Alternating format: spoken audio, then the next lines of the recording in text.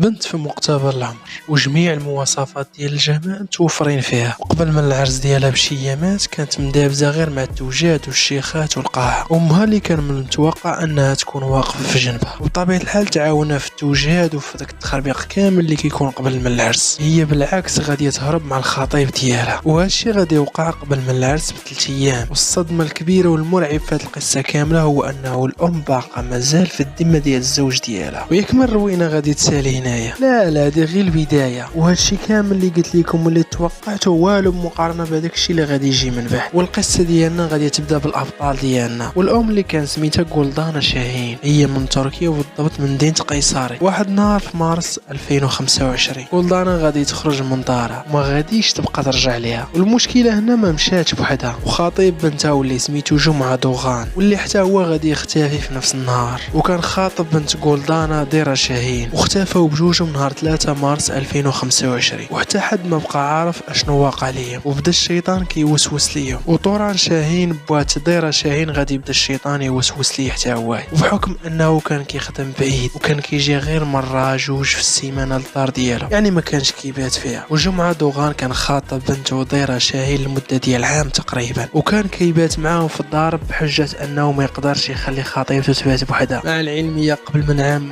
كانت كتبات بوحدها، ما كانش كتخاف. وطوران شاهين فاش كان كيرجع للدار كان كيلاحظ شي حوايج غرابين، وهاد الحوايج كانوا كيوقعوا ما بين سيبو ومراته، بحال الهضره وضحك الخاوي والتلمساله الزايده. واحد النهار غادي يجرها من يده وغادي يسولها ويقول لها شرحي لي الشيء اللي كيوقع بيناتكم. وهنا غادي تجاوبوا بواحد الجواب غريب في نفس الوقت غادي تنكري ديال بصح، بحكم بنت دايره كانت كتعاني من واحد الاعاقه ذهنيه وما كتقدرش تتواصل مع الناس بواحد الطريقه عاديه، يعني ما كتقدرش تعبر على المشاعر ديالها، ما كانش تقدر تواصل يعني بشي طريقه سهله ولا تعبر على المشاعر ديالها. وقالت لي انا كنضحك معاه غير باش ما يقنطش ونونسو، هي اللي تونسو ماشي انايا. ولكن الحقيقه كانت اعمق واخبث من هادشي كامل. التحقيقات اللي دارت من بعد والتسجيلات الهاتفيه اللي غادي تبان بينوا ان غولدانا شاهين وجمعه دوغان كانوا كيهضروا بالسويع في التليفون، وماشي مره ولا جوج ولا 3. والعلاقه ما كانش انهم يونسوا بعضياتهم، كانت اكثر من هادشي. ومع الاختفاء ديال غولدانا شاهين وجمعه دوغان هذيك الشكوك غادي تولى حقيقه للاسف، وغادي تثبت باللي كاينه علاقه حب ممنوعه ما بين غولدانا شاهين وجمعه دوغان. وهاد العلاقه خبيثه ومرعبه كتخفيها غولدانا وسط الدار ديالها، واللي تصدموا به الناس هو انه غولدانا شاهين كانت كتخون الزوج ديالها طوران شاهين. والصدمه في هادشي كامل هو انه غولدانا في العمر ديالها 47 عام، وكانت على علاقه مع الخطيب ديال بنتها واللي في العمر ديالو 21 عام. وماشي غير علاقه عابره وصافي، لا السيده كانت حامله منه، وكتقول بان التقارير الطبيه والتسجيلات الهاتفيه باللي غولدانا حامله في الشهر الثالث، واللي بطبيعه الحال حامله من جمعه دوغان الخطيب ديال بنتها ديرا شاهين. وهنا كل شيء غادي يتبدل، واللي في الاول كان مجرد اختفاء، ولكن من بعد غادي يتحول هذا البلاغ لفضيحه عائليه واللي هزات الاعلام التركي وتصدرت جميع العناوين في السوشيال ميديا وفي التلفازه وفي الجرائد، وخلات البلاد كامله كتهضر على هذه الفضيحه. وهنا غادي تقولوا كيفاش حتى تفضح هذا الشيء كامل. طوران شاهين من بعد الاختفاء ديال مراته غولدانا ونسيبو جمعه دوغان ما بقى عندو فين يمشي، لا حيلتو يواسي راسو ولا يواسي بلتو دايره ولا يشوف اشنو غادي يدير في هادشي كامل. تلفات بيه ديال بصح وما بقاش عارف راسو اشنو يدير. وهنا غادي يقرر يدق الباب الاخير اللي هو واحد البرنامج سميتو اسرا جولد. هذا البرنامج شهير في تركيا واللي بدوره كيحل المشاكل العائليه. طلبوا انهم يدخلوا في البث المباشر، وكان الهدف ديالهم هو انهم يفضحوا هاد الجوج الخونه واللي هما غولدانا شاهين وجمعه دوغان، ويفضحوا هاد العلاقه الممنوعه اللي كتدخل في زين المحارم. وهنايا البنت المغصوبه في حياتها واللي كتعاني من اعاقه دينيه غادي تعترفوا على البث المباشر، واللي غادي تبدا تبكي وتقول بانها حصلات الام ديالها وخطيبها في فراش واحد، ولكن هي ما قدرات تقول حتى حاجه حيتاش الخطيب ديالها والام ديالها هدوها بالقتل. وبطبيعه الحال هدوها بالقتل الى عاودت هادشي لبوها توران. وهادشي كامل اللي كنعاود لكم راه داز في البث المباشر. وديرا شاهين كتقول بان الام ديالها خطفات الخطيب ديالها ومازال كتدافع عليه. الحريميه ما فهمت والو في هاد القضيه، وخطيبها كان قاسي بزاف وهي خايفه منه. شرحات هذاك الضغط كامل اللي كانت كتمر منه واللي باقا كتمر منه بطبيعه الحال، وهادشي كامل شرحاته اليوم بالتفصيل الممل. ومن بعد هاد الروينه كامله اللي وقعت في هاد البرنامج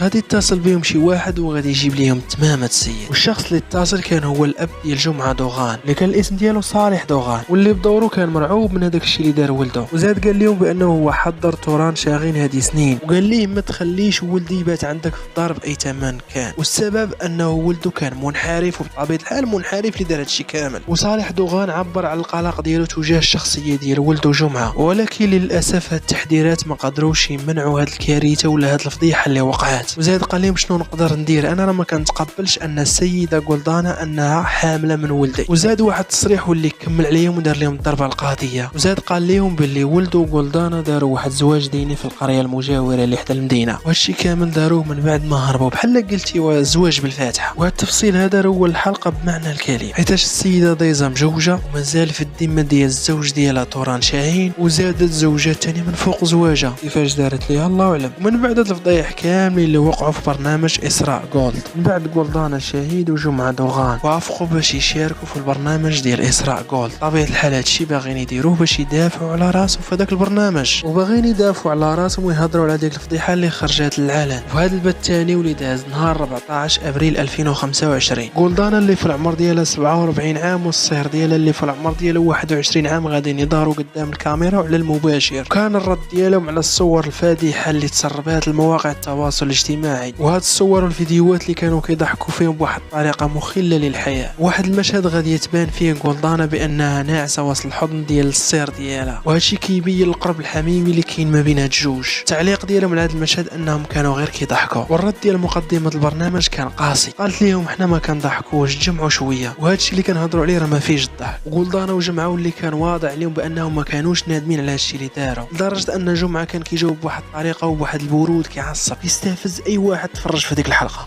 Ardından sizi yan yana bulmamızın sebebi nedir? Sebebi nedir? Buraya geldik işte. Siz Güldane Hanım'la niye kaçtınız? Evlenmeye kaçtık Kimle evleneceksiniz? Güldane Hanım'la. Güldane Hanım sizin neyiniz oluyor? Kaynanam oluyordu. Yani nişanlınızın annesi. Evet. Hiç utanmıyor musun oğlum kendinden? Yok ablacığım. Hiç utanmıyorsun. Utanılacak ne var ki yani? وحتى الام غولدانا قالت لهم بانها ما ندماش على هذه الخيانه اللي دارت ما بين راجلها وبنتها. وهنا العمليه القانونيه غادي يدخل على الخط، والمدعي العام حتى هو دخل على الخط. ومني بدا البرنامج البوليس جاو للاستوديو، ومني سال البث المباشر ديال البرنامج غولدانا شاهين وجمعه دوغان غادي تلقى عليهم القبض من طرف الشرطه. وهنا المدعي العام غادي يوجه تهم لغولدانا وجمعه بالتهديد بالقتل لديره شاهين. المحكمه غادي تصيفطهم للحبس نيشان باش يتم المحاكمه ديالهم وهما معتقلين. وفاش غادي يتموا مخرجين غولدانا وجمعه للحبس الصحافه انا غادي تسول غولدانا وجمعه وقالوا لهم واش نتوما نادمين ولا لا، يعني جاوبوهم برود وقالوا لهم حنا ما نادمينش. وهذا الشيء غادي يزيد يحقق الراي العام التركي، وهكذا الفضيحه ديال الحامات والنسيب ديالها غادي تسالي بالاعتقال. والى هنا رحلتنا تنتهي. ما تنساش دير واحد جيم وبارطاج وطاقي صاحبك ولا صاحبتك يستافدوا، ونتلاقاو في قصه اخرى، والسلام عليكم.